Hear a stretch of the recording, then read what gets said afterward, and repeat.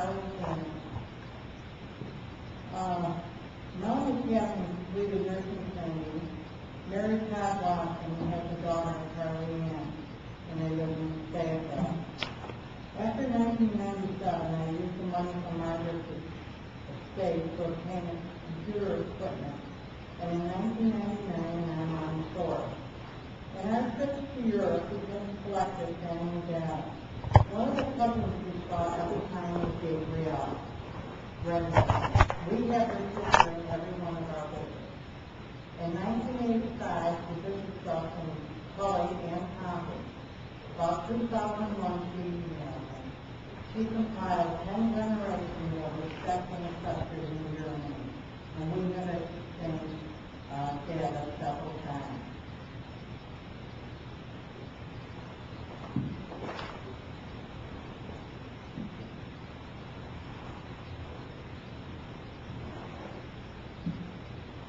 Hi, I'm Lloyd Anderson. I'm the pastor of the Presbyterian Church in Cisco. But I've been Jack, and I served the Vesper Church when it was Methodist. I was a religious. It was Methodist all the time. And Jack would come to the Methodist Church, and so I got a chance to know him there. And I just have to say that this is so perfect for him because genealogy is so important to him. And to have this history, it's like having him here speaking to us. So he says, we were married over 26 years. We had been married 13 years when Charlie was born. He was 13 when she died. Charlie graduated from Tully High School in June of 2002, the third generation to do so. Leon, 1960, 1916, John, 1954, and Charlie, 2002. Charlie applied and attended Thompson Portland Community College and received his associate degree in 2005. I will also want to add, through all of the recent periods of difficulty, God has been faithful to provide our needs. Not all of our wants, but our needs, and has kept us together and looking forward to better times.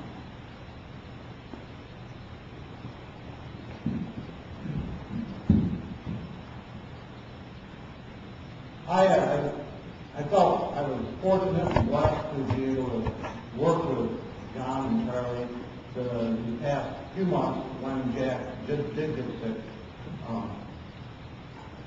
Because I've known Charlie since he was born.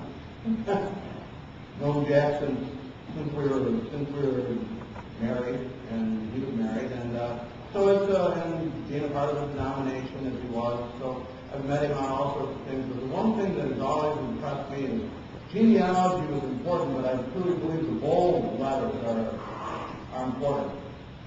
Every time we would visit, whether it was an Oxford home or at the VA hospital, God was always brought up. I think the bold in John's life was God. Whether it was family or whether it was Charlie, Sharon, his work, the bold part was always God. And he never lost focus of that. I don't care. When as sick as he was, he always wanted prayer. He always wanted to talk about something to do with the Bible.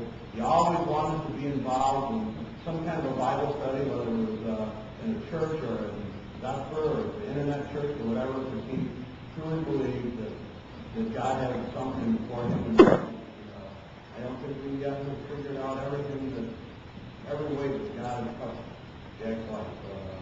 Charlie Uncle. In 2007, my health started to deteriorate. My diabetes had been a problem off and on since about 1985, but in the background. Now it showed up in earnest. I had trouble climbing the stairs. My legs refused to work right. When I fell or sat down hard on the floor, I had trouble getting up. I moved back upstairs into my old bedroom. Several people insisted I contact the doctor. They even sent me to the hospital by ambulance, using a stretcher or toboggan to slide me down the driveway. tests were negative, no problems with what they had tested. In 2008, I had just completed a week of tests at Veterans Administration Hospital in Syracuse. More visits and tests were anticipated. And this brings, eventually he did have many surgeries at the VA and at upstate, and Charlie can talk about.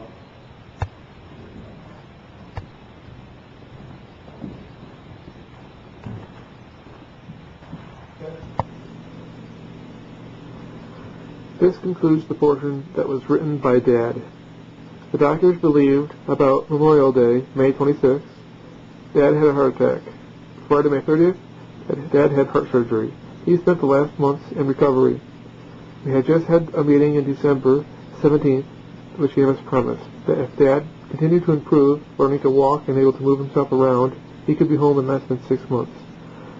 I was able to spend Thanksgiving and Christmas with him, with the company of friend Fisher, who also spent the last Thanksgiving with us when Dad was home.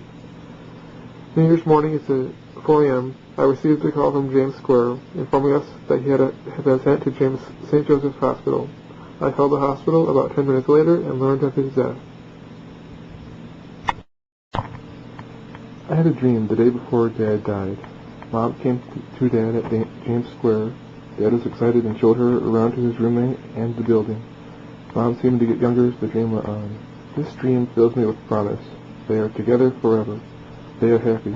I now have to live, to move on and make them proud, to do the best I can, to honor them and my hometown, Tully. Once again, thanks everyone for being here.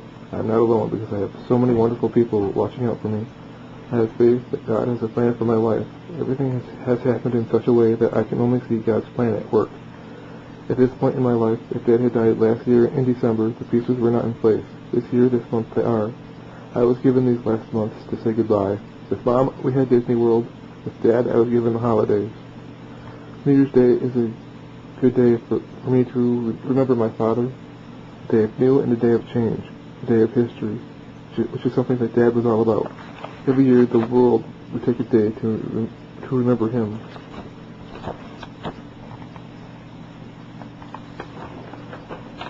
God bless the lives of John and Sharon Landbuster, my parents.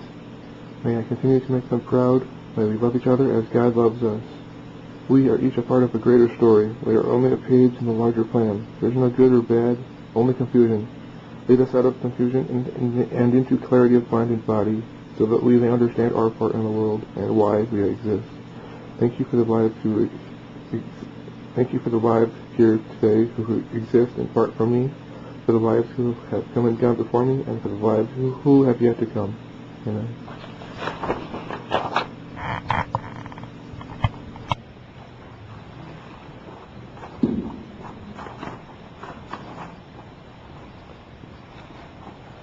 Thank you again for Pastor Anderson. We're pleased to follow so much his interest in history and his interest in his family.